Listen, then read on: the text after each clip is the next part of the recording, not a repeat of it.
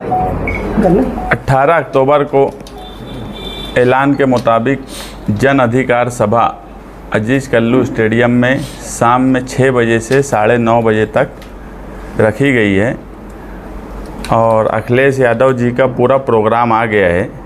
वो लखनऊ से 1 बजे निकलेंगे, वज्झर एयरपोर्ट पर 2:30 बजे पहुंचने वाले हैं और वहां से फिर उनका जो भी प्रोग्राम है, बम्बई की जो रियासती यूनिट है, अबू आसिम आज़मी साहब और दूसरे सब जिम्मेदारान, उनको वो लेकर वो काफ़िला मालेगांव शहर में 5 बजे पवेलियन रिज़ॉर्ट मंसूरा के सामने वहाँ पर आएगा। फिर वहाँ पर वो कुछ लोगों से मिलेंगे, हो सकता है कि वो पत्रकार परिषद भी वहाँ लें और उसके बाद शाम में जलसे के लिए पवेलियन होटल से निकलकर मौसम पुल से होते हुए आगरा रोड से मुशर्रफ चौक से आमीन इशरत जनाजा हॉल जो है कब्रस्तान के पीछे से, वहाँ से रजा चौक से पहले महबूब मस्जिद की जो रोड है जो अजीज़ कल्लू स्टेडियम में जाती है, वहाँ से वो अजीज़ कल्लू स्टेडियम में जाएंगे। प्रोग्राम आज की पत्रकार परिषद या प्रेस कॉन्फ्रेंस बुलाने का मकसद ये था कि प्रोग्राम अपने वक्त पर शुरू हो जाएगा और अपने वक्त पर ख़त्म हो जाएगा। इस तरफ से ये लोग आने वाले हैं जो रूट मैं बताया, और आम लोगों का जो रूट है वो मालेगांव हाई स्कूल और हसनपुरे की तरफ से जो मेन एंट्री है, उधर से आम लोग जो प्रोग्राम में शिरकत करने वाले आने वाले हैं वो आएंगे और उनके लिए पार्किंग का इंतज़ाम उर्दू घर का जो कैंपस है वहाँ पर बातचीत की गई है कि वहाँ पर वो अपनी पार्किंग करे। इस तरह का पूरा प्रोग्राम है और हम ये बात महसूस कर रहे हैं कि संविधान रक्षक बोलकर इंडिया अलायंस के man of the match Akhilesh Yadav का इस्तकबाल मालेगांव शहर में एक तारीख बनाने वाला है, एक तारीखी प्रोग्राम होने वाला है। इसलिए आप पत्रकार लोग भी उस प्रोग्राम में आइए। मालेगांव शहरियान से भी हमारी गुजारिश है कि बड़ी तादाद में आइए कि एक ऐसा प्रोग्राम होने जा रहा है कि उस प्रोग्राम में जो भी लोग शिरकत करेंगे एक तारीख बनेगी। नेशनल मीडिया भी रहने वाली है और भी बहुत से लीडरान उनके साथ में आने वाले हैं, तो एक तारीखी प्रोग्राम मालेगांव शहर में होने वाला है। हमारा प्रोग्राम पहले से ही डिक्लेयर था, बीच में कल आचार संहिता इलेक्शन की लग गई, हम इलेक्शन में हिस्सा ले रहे हैं और शहर ये महसूस कर रहा है कि इस शहर में बदलाव मालेगांव शहर चाहता है। 25 साल से जो हालत है, मैं बड़ा हैरान हूँ कि पुलिस डिपार्टमेंट मालेगांव शहर की वो भी हमें पूरी कोऑपरेट करी, पूरी मदद करी। प्रोग्राम लेने के लिए इन 25 सालों में कोई नेशनल लीडर का मालेगांव शहर में प्रोग्राम हो जाए, ऐसे हालात, ऐसी एक जगह इन्होंने नहीं बनाई। हमसे बहुत से लोगों ने कहा, पुलिस डिपार्टमेंट ने भी कहा कि आप रोड शो भी रखिए, या रोड शो भी रखने का आपका कोई प्रोग्राम है क्या। मुझे बड़े अफसोस के साथ कहना पड़ा कि रोड ही नहीं है कि जिसको हम शो कर सकें।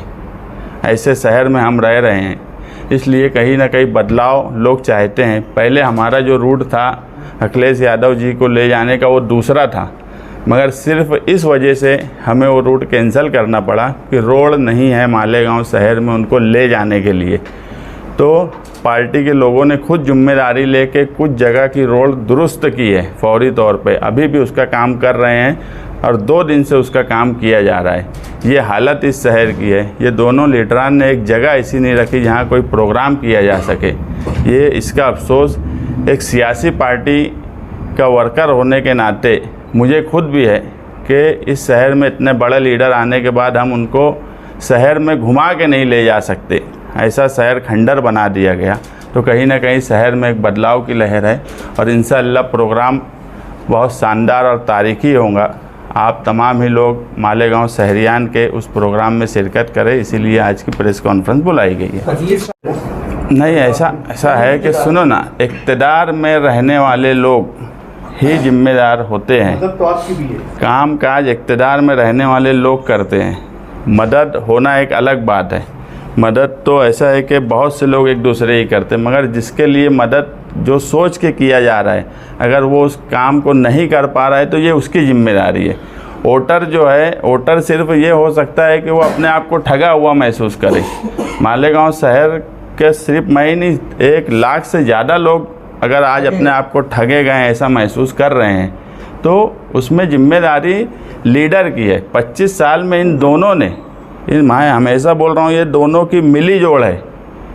आप इलेक्शन में, इस इलेक्शन में भी आप देखेंगे जिस तरह की कैंपेनिंग की जा रही है दोनों की तरफ से, ये मुद्दे से जानबूझ के हटा रहे हैं। और मैं ऐसा मानता हूं कि ये दोनों ने इस बात को आपस में तालमेल मिलाया है कि अगर हम मुद्दे पे बात करेंगे तो यहाँ पर लोग बदलाव की तरफ जा रहे हैं। तो मुद्दे की बात छोड़ के गोली और जातियात, घरों में जाके बात करना, ये बात नहीं। हम अभी भी हमारे स्टेज से जो काम की बात है हम उससे हट नहीं रहे हैं और वो चाहते हैं कि हम हटें, मगर हम जो है मालेगांव शहर की आवाम जो चाहती है हम उस लाइन पे ही कैंपेनिंग करेंगे। हम ना किसी की जातियात पर पहले बोले और ना ही हम गोली और ड्रग्स और दूसरे क्या क्या जुमले बोले जा रहे हैं स्टेज से, वो जुमले भी हमको बोलना मुनासिब नहीं लगता। क्योंकि आज यूट्यूब के दौर में ये आप यकीन मानो कि ये सिर्फ मर्द ही देखते हैं ऐसा नहीं है, एक बड़ी तादाद औरतों की भी है। जो यूट्यूब चैनल, आप लोगों का यूट्यूब चैनल एक बड़ी तादाद औरतों की है जो देखती है। और जब वो सुनती है कि ऐसी बातें, कि मुझे लगता है कि वो भी शर्मिंदा हो जाते हैं। इस तरह की कैंपेनिंग नहीं होना चाहिए जिसकी वजह से आज हमारी माएँ बहनें यूट्यूब चैनल देखने के बाद शर्मिंदा हो। मुस्तकीम भाई, ये सभा समाजवादी की रहेंगी या इंडिया अलायंस की रहेंगी? इसमें दूसरे नेताओं को भी बुलाया जाएगा? हम मालेगांव शहर के इंडिया अलायंस के जो लोकल लेवल पे है, हम वो सब लोगों को बुला रहे हैं। उनको दावत कुछ लोगों को दिए हैं, कुछ लोगों को आज रात तक देंगे। बाकी रियासती सतह पे जो प्रोग्राम है वो रियासती यूनिट जो है वो बातचीत कर रही है, उसका इल्म हम लोग को नहीं है। मुस्तकीम भाई, अलायंस में आपके साथ कांग्रेस पार्टी भी है। कांग्रेस पार्टी के मुकामी जो सदर है वो कल से प्रचार के लिए निकल चुके गली में और आप भी टिकट के दावेदार हैं, तो आपका क्या अंडरस्टैंडिंग रहेगी दोनों की? देखिए, टिकट का फैसला ना हम कर सकते हैं ना वो कर सकते हैं। उनका मांगना, उनका कोशिश करना वो उनका हक है और वो उनको करना चाहिए, उसमें कोई गलत बात नहीं है। हमारी कोशिश, ये हमारा हक है। ना हम यहाँ पर टिकट का फ़ैसला कर सकते हैं ना वो यहाँ टिकट का फ़ैसला कर सकते हैं, मगर दोनों लोगों ने ताकत से मांगना चाहिए, कोशिश करना चाहिए, इसमें कोई गलत बात नहीं है।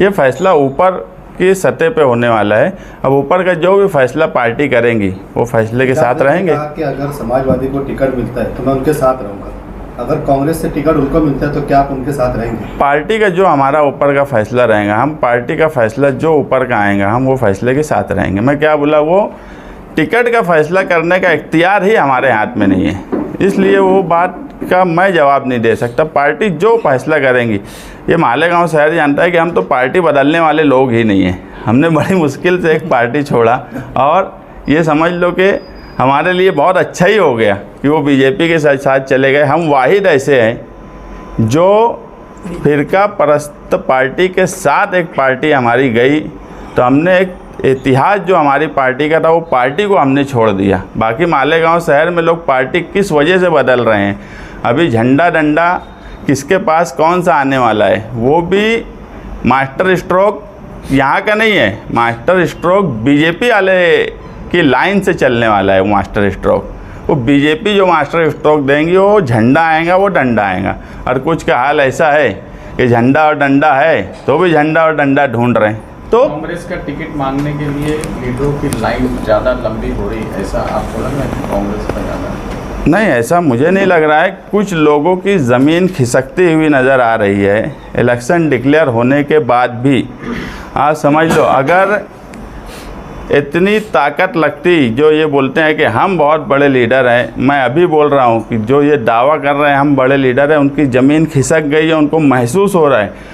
उनके जलसे में उनका स्टेज देखकर भी शहरियान समझ रहे हैं कि इनके साथ कौन लोग हैं, तो वो इधर उधर भागते फिर रहे हैं। हाँ, समझ लो कि हम समाजवादी पार्टी में हैं, समाजवादी पार्टी इंडिया अलायंस में है, टिकट की बात चल रही है, तो मालेगांव शहर में सिर्फ समाजवादी के ही बारे में कभी ये नहीं सुनेंगे कि ये कहीं जा रहे हैं कहीं आ रहे हैं। ये बात मत समझना कि हमसे कोई लोग राब्ता नहीं कर रहे होंगे। पीछे हमसे भी बहुत से लोगों ने राब्ता किया। हम साफ एक बात बोले कि हमको हमारे लीडर पर भरोसा है और हम जो काम कर रहे हैं हमको हमारे शहरियान पर भरोसा है। और हालात जो हमको लग रहे हैं, आप यकीन मानो, ये शहर में 20 नवंबर को वोटिंग होने के बाद 23 नवंबर को इस शहर को एक नया नुमाइंदा मिलने वाला है। तो ये रक्षक बोले आप, संविधान रक्षक। अब इंडिया अलायंस में जो है समाजवादी है, 1 मिनट के लिए ये सोचा जाए कि समाजवादी को यहाँ से टिकट नहीं मिला तो कांग्रेस का काम करेंगे, हाँ या ना?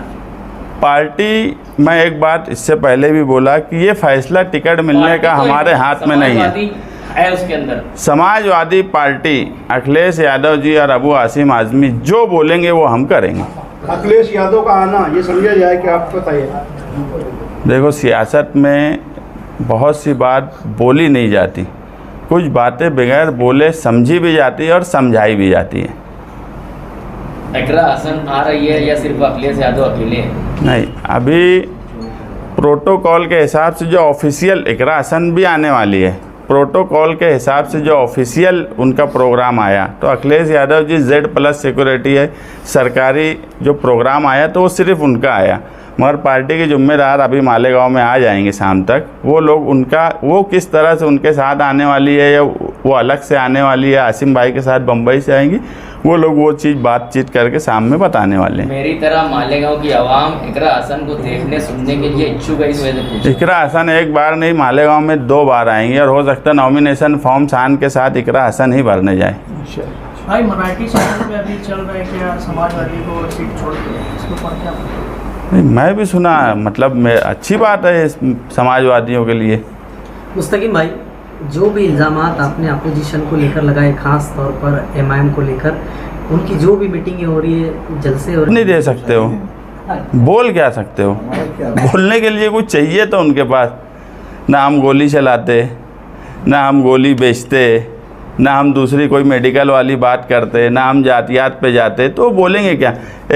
एक जो उनके सामने आए वो यही सब करते तो वो बोलेंगे। हमको अगर बोलने जाएंगे तो उनको काम काज की बात बोलना पड़ेगी, करप्शन की बात बोलना पड़ेगी, बदनवानी की बात बोलना पड़ेगी। हमको बोलने के लिए उनके पास कुछ नहीं है, वो हमारा जवाब तक नहीं दे सकते। और यही इलेक्शन में हमारे लिए सबसे बड़ा फ़ायदा होने वाला है। तो शहर में यही चलेगा कि इग्नोर तो नहीं कर रहे आप? आपको बड़ा नहीं बनाना चाहते, बोलो मत बोलो उनके बारे में, ऐसा तो नहीं। देखो, बड़ा जो है ना, कोई लीडर, हमारी लड़ाई दोनों के साथ है।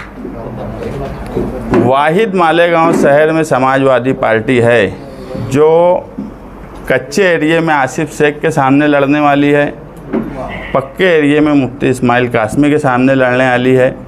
ये दोनों भी पूरे शहर में इलेक्शन लड़ने की ताकत ये दोनों की नहीं है, ये सिर्फ समाजवादी की आप तो बांट रहे हो कच्चा पक्का बोलकर। कच्चा पक्का बोल के बांट रहे हो। अरे वाह। नहीं, कच्चा पक्का नहीं, मालेगांव एक पक्का।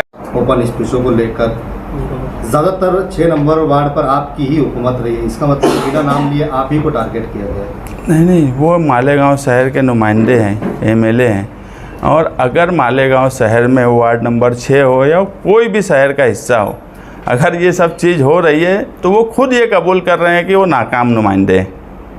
मालेगांव शहर के लीडरान के तकरीरों से ऐसा लग रहा है सियासी मियार गिरा रहे हो, आपको क्या लगता है? मुझे नहीं ऐसा लग रहा, मालेगांव शहर की ख्वातीन को ऐसा लग रहा है। और मालेगांव शहर का एक बड़ा संजीदा तबका ये मान रहा है कि मालेगांव की सियासत में इन दोनों ने प्रचार और कैंपेनिंग के नाम पर अपना मेयार गिरा लिया है।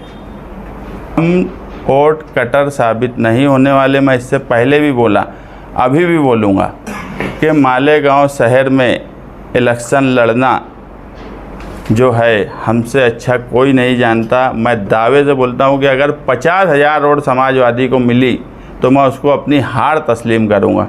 हमारे पास पूरी प्लानिंग है। 2019 के इलेक्शन जिनके लिए हम लड़े, वो खुद स्टेज पर आके ये कबूल किए थे कि अगर हम नहीं होते तो वो इलेक्शन जीत नहीं पाते। जब उनके लिए हम इतना कुछ कर सकते तो अब तो हमारी खुद की पार्टी का लीडर है, हमारे खुद का उम्मीदवार है, तो हमारे पास भी पूरी प्लानिंग है और पूरा इलेक्शन है और इलेक्शन हम जीतने के लिए लड़ रहे हैं और इलेक्शन इंशाअल्लाह हम ही जीतेंगे। 1 लाख वोट मिलेंगी हमको। सोशल मीडिया पे इस वक्त